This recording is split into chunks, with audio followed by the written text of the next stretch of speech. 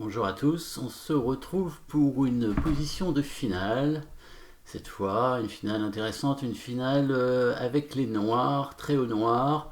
C'est une partie qui s'est jouée, c'est assez incroyable ce qui va se passer. Euh, Quelque chose de très rare qui n'arrive en général que dans les études, mais voilà, c'est vraiment une partie qui a été jouée. Et donc les noirs au trait ont des difficultés dans cette finale. C'est égalité de pions, mais le roi blanc est plus avancé et les pions noirs sont plus affaiblis, très clairement. On voit le pion ici en E5 est isolé. Il ne peut pas être défendu par un autre pion. Les autres pions ici sont doublés, des pions arriérés. Voilà, deux îlots de pions pour les noirs, mais avec des positions éparpillées, puisque le pion, aucun pion n'est lié en fait, aucun pion ne défend l'autre, tandis que la structure des pions blancs est assez saine, évidemment. Pas beaucoup de possibilités pour les noirs de faire une percée de pions dans cette finale non plus. Il y a un seul levier qui ne semble pas très efficace.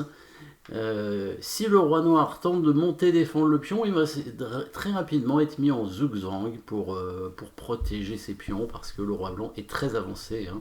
Le roi noir qui, pour faire nul, devrait essayer de bloquer le roi blanc.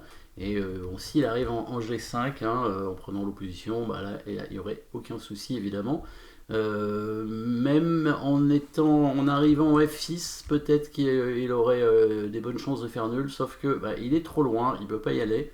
Si on essaye d'aller vers le pion pour le protéger, essayer de bloquer le roi blanc va passer de l'autre côté et va pouvoir attendre sur ces deux cases que le roi noir recule, et le roi blanc va inéluctablement avancer pour attaquer le pion E5 qui n'est pas protégé par un autre pion et qui ne pourra plus être protégé par le roi parce que le roi sera obligé de bouger. C'est le fameux zugzwang. Donc ici, les noirs qui cherchent à faire nul, évidemment, puisqu'ils n'arrivent pas à protéger leurs pions et ils n'ont aucun moyen d'attaquer les pions adverses.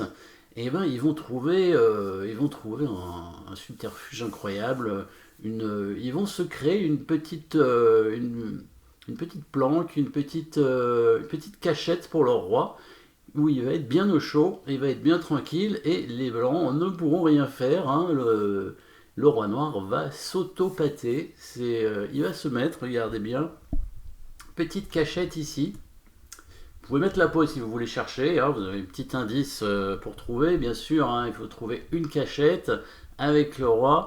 Donc petit indice, et la petite cachette, donc pour le roi, elle va être sur cette case en A4, le roi qui va se cacher en A4, le pion qui va protéger le roi tel une couverture chaude, et pas oublier évidemment le petit coup de pion au départ, le coup levier, qui obligera les blancs à échanger, ce qui fait que cette case restera protégée. Ce sera protégé par le pion blanc, le deuxième pion noir derrière, qui viendra bloquer évidemment le pion C4 et qui se bloque lui-même d'ailleurs.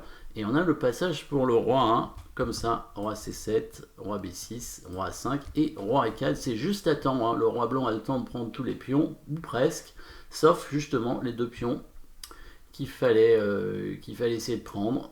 Et il n'y a pas le temps d'aller à la dame, évidemment non plus. C'est trop lent. Donc, premier coup forcé, comme dans une combinaison, coup forcé, le coup C4, bien joué. C4, le seul levier de la position. Les noirs tentent une percée de pion finalement. Les blancs ne peuvent pas avancer leur pion, parce que sinon, alors là, la percée de pion va aboutir, évidemment, et ce sont même les noirs qui gagnent. Le pion passé camouflé ici, qui va aller à dame. Donc les blancs ne peuvent pas se permettre ça. S'ils ramènent leur roi pour défendre leur pion, le roi sera un peu loin et de toute façon ça n'évite pas le plan des noirs. Donc si le roi tente de revenir, les noirs peuvent très bien avancer leur pion de 2 cases quand même et amener leur roi comme dans la partie. Donc les blancs ont pris le pion, évidemment. Les noirs jouent le bon coup C5 évidemment pour tout de suite fixer la Chaîne de pions des blancs. Alors, les blancs qui peuvent avancer le pion à 3, mais ça va pas leur servir à grand chose, hein. Le roi noir va simplement le prendre. On n'a pas besoin du pion à 3 pour se créer la cachette, hein. Le pion à 3 ne fait que contrôler une case qui est déjà contrôlée par un pion. Donc, le pion C3 ne pouvant pas bouger de toute façon, ça ne sert à rien pour les blancs de donner ce pion. Donc, le roi blanc va quand même tenter, hein, c'est la partie, c'est comme ça, hein. Le roi blanc va tenter d'aller chercher le pion le plus vite possible et le roi noir va se cacher. Voilà, roi C7, roi B6 et tout est forcé.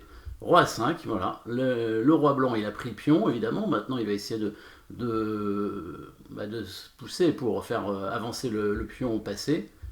Et roi A4, c'est trop tard. Le roi blanc qui pourrait prendre le pion au C5, mais le coup A5 permet évidemment de créer la fameuse cachette et c'est un pat imparable.